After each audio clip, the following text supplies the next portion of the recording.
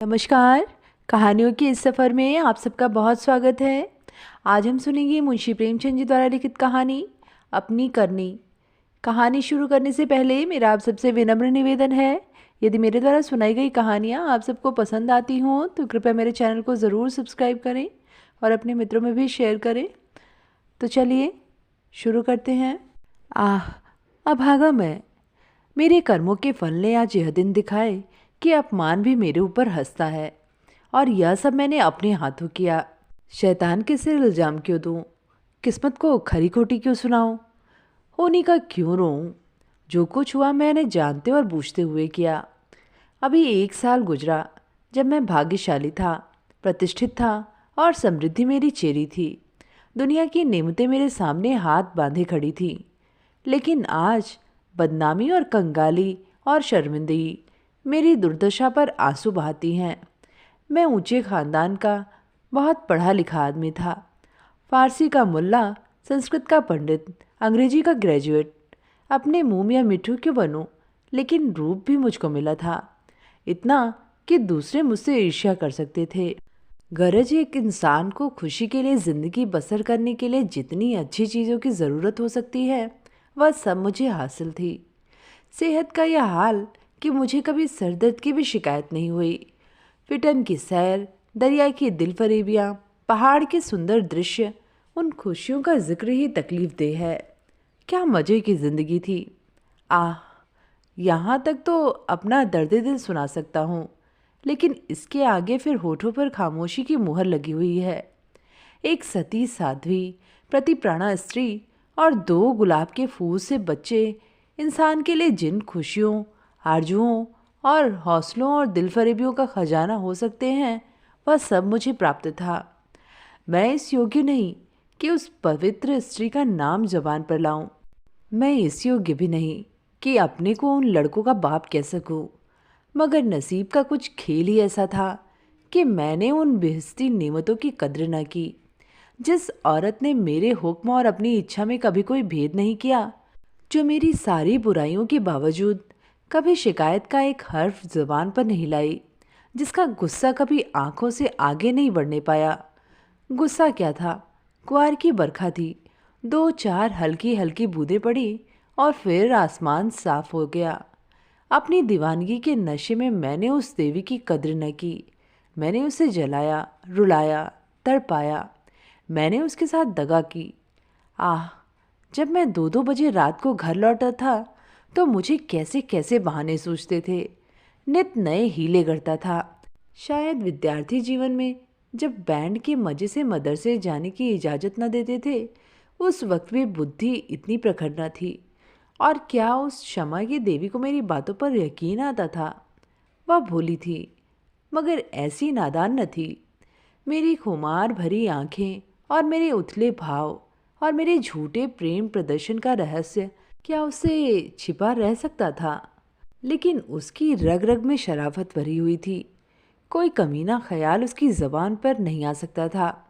वह उन बातों का जिक्र करके या अपने संदेहों को खुले आम दिखलाकर हमारे पवित्र संबंध में खिंचाव या बदमज़गी पैदा करना बहुत अनुचित समझती थी।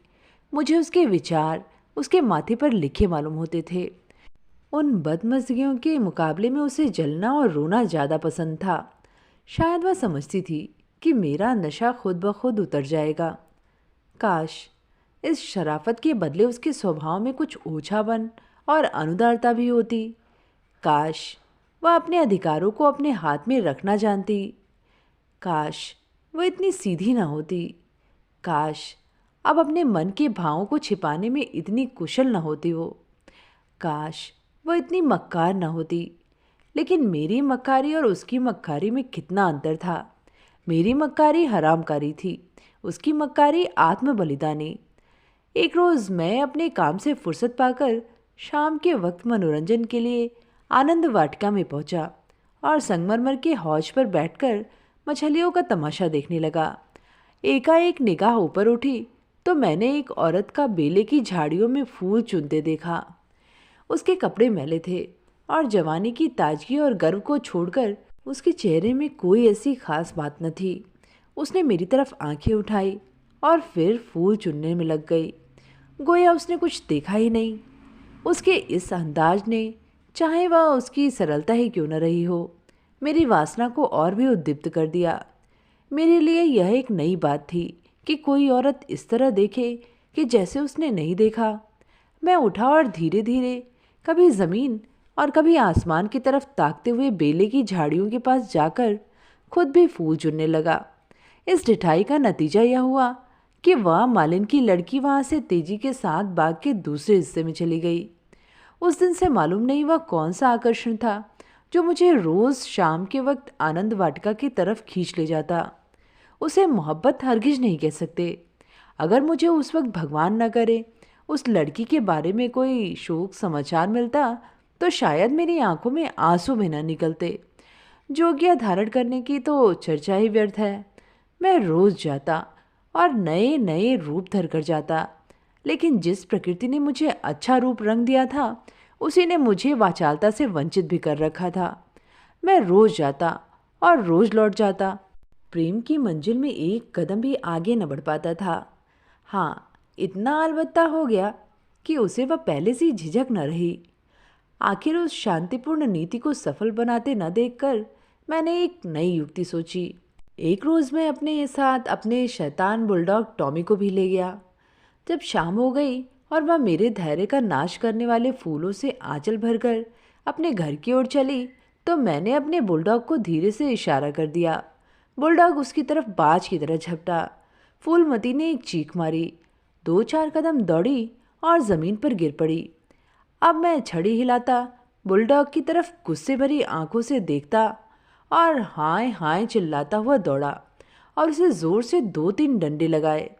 फिर मैंने बिखरे हुए फूलों को समेटा, सहमी हुई औरत का हाथ पकड़कर बिठा दिया और बहुत लज्जित और दुखी भाव से बोला, यह कितना बड़ा बदमाश है, अब इसे अपने साथ कभी नहीं लाऊंगा। तुम्हें इसने काट तो नहीं लिया? फूलमती ने चादर से सर को ढांकते हुए कहा। तुम ना आ जाते तो वह मुझे नोच डालता। मेरे तो जैसे मन मन भर में पैर हो गए। मेरा कलेजा तो अभी तक धड़क रहा है। यह तीर लक्ष्य पर बैठा। खामोशी की मुहर टूट गई। बातचीत का सिलसिला कायम हुआ। बाद में एक दरार हो जाने की देर थी। फिर तो मन की उमंगों ने खुद ब खुद काम करना शुरू किया। मैंने जैसे जैसे जाल फैलाए, जैसे जैसे स्वांग रचे, वह रंगीन तबीयत के लोग खूब जानते हैं। और यह सब क्यों? मोहब्बत से नहीं, सिर्फ जरा देर दिल को खुश करने के लिए, सिर्फ उसके भरे पूरे शरीर और भोलेपन पर रीझ कर। यूँ मैं बहुत नीच प्रकृति का आदमी नहीं हूँ। रूप रंग में फूलमती का इंदु से मुकाबला न था। वह सुंदरता के सांचे में ढली हुई थी। कवियों ने सौंदर्य की जो कसौटियाँ बनाई हैं वह सब वहाँ दिखाई देती थीं। लेकिन पता नहीं क्यों मैंने फूलमती की धसी हुई आँखों और फूले हुए गालों और मोटे मोटे होठों की तरफ अपने दिल का ज़्यादा खिंचाव देखा। आना जाना बढ़ा और महीना भर भी गुजरने न पाया कि मैं उसकी मोहब्बत के जाल में पूरी तरह फंस गया। मुझे अब घर की सादा जिंदगी में कोई आनंद न आता था, लेकिन दिल ज्यों ज्यों घर से उचटता जाता था त्यों तो मैं पत्नी के प्रति प्रेम का प्रदर्शन और भी अधिक करता था। मैं उसकी फरमाइशों का इंतज़ार करता रहता और कभी उसका दिल दुखाने वाली कोई भी बात मेरी जुबान पर ना आती। शायद मैं अपनी आंतरिक उदासीनता को शिष्टाचार के पर्दे के पीछे छिपाना चाहता था। धीरे धीरे दिल की यह कैफियत भी बदल गई और बीवी की तरफ से उदासीनता दिखाई देने लगी। घर में कपड़े नहीं हैं, लेकिन मुझसे इतना न होता था कि पूछ लो। सच यह है कि मुझे अब उसकी खातिरदारी करते हुए एक डर सा मालूम होता था कि कहीं उसकी खामोशी की दीवार टूट न जाए और उसके मन के भाव जुबान पर ना आ जाएं। यहाँ तक कि मैंने गृहस्थी की ज़रूरतों की तरफ से भी आंखें बंद कर लीं। अब मेरा दिल और जान और रुपया पैसा सब फूलमती के लिए था। मैं खुद कभी सुनार की दुकान पर न गया था, लेकिन आजकल कोई मुझे रात गए एक मशहूर सुनार के मकान पर बैठा हुआ देख सकता था। बजाज की दुकान में भी मुझे रुचि हो गई। एक रोज़ शाम के वक्त रोज की तरह मैं आनंद वाटिका में सैर कर रहा था और फूलमती 16 सिंगार किए मेरी सुनहरी रुपैली भेंटों से लदी हुई एक रेशमी साड़ी पहने बाग की क्यारियों में फूल तोड़ रही थी। बल्कि यूं कहो कि अपनी छुट्टियों में मेरे दिल को मसल रही थी। उसकी छोटी छोटी आंखें उस वक्त नशे के हुस्न में फैल गईं और उसमें शौकी और मुस्कुराहट की झलक नजर आई थी। अचानक महाराजा साहब भी अपने कुछ दोस्तों के साथ मोटर पर सवार आ पहुंचे। मैं उन्हें देखते ही अगवानी के लिए दौड़ा और आदाब बजा आया। बेचारी फूलमती महाराजा साहब को पहचानती थी, लेकिन उसे एक घने कुंज के अलावा और कोई छिपने की जगह न मिल सकी। महाराजा साहब चले तो हौज की तरफ, लेकिन मेरा दुर्भाग्य उन्हें क्यारी पर ले चला, जिधर फूलमती छिपी हुई थर थर काँप रही थी। महाराजा साहब ने उसकी तरफ आश्चर्य से देखा और बोले, यह कौन औरत है? सब लोग मेरी ओर प्रश्न भरी आंखों से देखने लगे और मुझे भी उस वक्त यही ठीक मालूम हुआ कि इसका जवाब मैं ही दूं, वरना फूलमती न जाने क्या आफत ढा दे। लापरवाही के अंदाज से बोला, इसी बाग के माली की लड़की है, यहाँ फूल तोड़ने आई होगी। फूलमती लज्जा और भय के मारे जमीन में धंसी जाती थी। महाराजा साहब ने उसे सर से पांव तक गौर से देखा और तब संदेहशील भाव से मेरी तरफ देखकर बोले, क्या माली की लड़की है? मैं इसका क्या जवाब देता? इसी वक्त कमबख्त दुर्जन माली भी अपनी फटी हुई पाग संभालता हाथ में कुदाल लिए हुए दौड़ता हुआ आया और सर को घुटनों से मिलाकर महाराज को प्रणाम किया। महाराज ने जरा तेज लहजे में पूछा, यह तेरी लड़की है? माली के होश उड़ गए। कांपता हुआ बोला, हुजूर। महाराज, तेरी तनख्वाह क्या है? दुर्जन, हुजूर 5 रुपए। महाराज, यह लड़की कुंवारी है या ब्याही? दुर्जन, हुजूर अभी कुंवारी है। महाराज ने गुस्से में कहा, या तो तू चोरी करता है या डाका मारता है, वरना यह कभी नहीं हो सकता कि तेरी लड़की अमीरजादी बनकर रह सके। तुझे इसी वक्त इसका जवाब देना होगा, वरना मैं तुझे पुलिस के सुपुर्द कर दूंगा। ऐसे चाल चलन के आदमी को मैं अपने यहाँ नहीं रख सकता। माली की तो घिघी बद गई और मेरी यह हालत थी कि काटो तो बदन में लहू नहीं, दुनिया अंधेरी मालूम होती थी। मैं समझ गया कि आज मेरी शामत सर पर सवार है, वह मुझे जड़ से उखाड़ कर दम लेगी। महाराजा साहब ने माली को जोर से डांट कर पूछा, तू खामोश क्यों है? बोलता क्यों नहीं? दुर्जन फूट फूट कर रोने लगा। जब जरा आवाज़ सुधरी तो बोला, हुजूर बाप दादे से सरकार का नमक खाता हूँ, अब मेरे बुढ़ापे पर दया कीजिए। यह सब मेरे फूटे नसीबों का फेर है धर्मावतार। इस छोकरी ने मेरी नाक कटा दी, कुल का नाम मिटा दिया। अब मैं कहीं मुंह दिखाने लायक नहीं हूँ। इसको सब तरह से समझा बुझाकर हार गए हुजूर, लेकिन मेरी बात सुनती ही नहीं, तो क्या करूँ? हुजूर माई बाप है, आपसे क्या पर्दा करूँ? उसे अब अमीरों के साथ रहना अच्छा लगता है, और आजकल के रईसों और अमीरों को क्या कहूँ, दीन बंधु तो सब जानते हैं। महाराजा साहब ने ज़रा देर गौर करके पूछा, क्या उसका किसी सरकारी नौकर से संबंध है? दुर्जन ने सर झुकाकर कहा, हुजूर। महाराजा साहब, वह कौन आदमी है? तुम्हें उसे बतलाना होगा। दुर्जन, महाराज जब पूछेंगे बता दूंगा, सांच को आज क्या। मैंने तो समझा था कि इसी वक्त सारा पर्दा फाश हुआ जाता है, लेकिन महाराजा साहब ने अपने दरबार के किसी मुलाजिम की इज्जत को इस तरह मिट्टी में मिलाना ठीक नहीं समझा। वे वहाँ से टहलते हुए मोटर पर बैठकर महल की तरफ चले। इस मनहूस वाक़े के 1 हफ्ते बाद एक रोज़ मैं दरबार से लौटा तो मुझे अपने घर में से एक बूढ़ी औरत बाहर निकलती हुई दिखाई दी। उसे देखकर मैं ठिठका। उसे चेहरे पर बनावटी भोलापन था, जो कुटनियों के चेहरे की खास बात है। मैंने उसे डांट कर पूछा, तू कौन है? यहाँ क्यों आई है?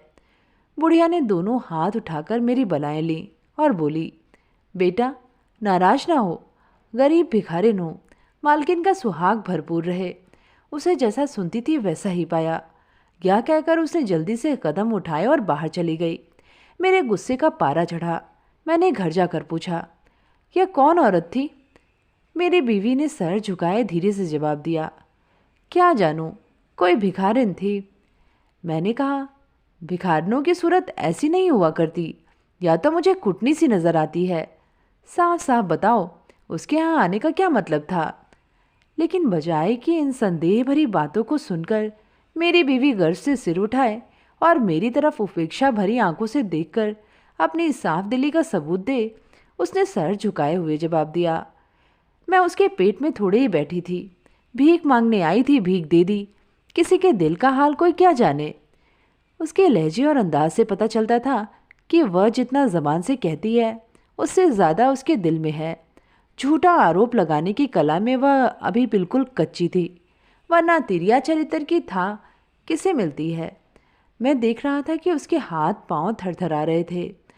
मैंने झपट कर उसका हाथ पकड़ा और उसके सिर को ऊपर उठाकर बड़े गंभीर क्रोध से बोला, इंदु, तुम जानती हो कि मुझे तुम्हारा कितना एतबार है, लेकिन अगर तुमने इसी वक्त सारी घटना सच सच न बता दी तो मैं नहीं कह सकता कि इसका नतीजा क्या होगा। तुम्हारा ढंग बतलाता है कि कुछ न कुछ दाल में काला ज़रूर है। यह खूब समझ लो कि मैं अपनी इज्जत को तुम्हारी और अपनी जानों से ज़्यादा अजीज समझता हूँ। मेरे लिए यह डूब मरने की जगह है कि मैं अपनी बीवी से इस तरह की बातें करूँ, उसकी ओर से मेरे दिल में संदेह पैदा हो। मुझे अब ज़्यादा सब्र की गुंजाइश नहीं है। बोलो, क्या बात है? इंदुमती मेरे पैरों पर गिर पड़ी और रोकर बोली, मेरा कसूर माफ़ कर दो। मैंने गरज कर कहा, वह कौन सा कसूर है? इंदुमती ने संभल कर जवाब दिया, तुम अपने दिल में इस वक्त जो ख्याल कर रहे हो उसे एक पल के लिए भी वहाँ न रहने दो, वरना समझ लो कि आज ही इस जिंदगी का खात्मा है। मुझे नहीं मालूम था कि तुमने मेरे ऊपर जो जुल्म किए हैं उन्हें मैंने किस तरह झेला है, और अब भी सब कुछ झेलने के लिए तैयार हूँ। मेरा सर तुम्हारे पैरों पर है, जिस तरह रखोगे रहूँगी। लेकिन आज मुझे मालूम हुआ कि तुम खुद भी वैसा ही दूसरों को समझते हो। मुझसे भूल अवश्य हुई है, लेकिन इस भूल की यह सज़ा नहीं है कि तुम मुझ पर ऐसे संदेह न करो। मैंने उस औरत की बातों में आकर अपने सारे घर का चिट्ठा बयान कर दिया। मैं समझती थी कि मुझे ऐसा नहीं करना चाहिए, लेकिन कुछ तो उस औरत की हमदर्दी और कुछ मेरे अंदर सुलगती हुई आग ने मुझसे यह भूल करवाई, और इसके लिए तुम जो सज़ा दो मेरे सर आंखों पर। मेरा गुस्सा जरा धीमा हुआ। बोला, तुमने उससे क्या कहा? इंदुमती ने कहा, घर का जो कुछ हाल है, तुम्हारी बेवफाई, तुम्हारी लापरवाही, तुम्हारा घर की ज़रूरतों की फिक्र न रखना, अपनी बेवकूफ़ी का क्या कहूँ। मैंने उसे यहाँ तक कह दिया कि इधर 3 महीने से उन्होंने घर के लिए कुछ खर्च भी नहीं दिया, और इसकी चोट मेरे गहनों पर पड़ी। तुम्हें शायद मालूम नहीं कि इन 3 महीनों में मेरे 450 रुपये के जेवर बिक गए हैं। न मालूम क्यों मैं उससे यह सब कुछ कह गई। जब इंसान का दिल जलता है तो ज़ुबान तक उसकी आँच आ ही जाती है, मगर मुझसे जो कुछ खता हुई उससे कई गुनी सख्त सज़ा तुमने मुझे दी।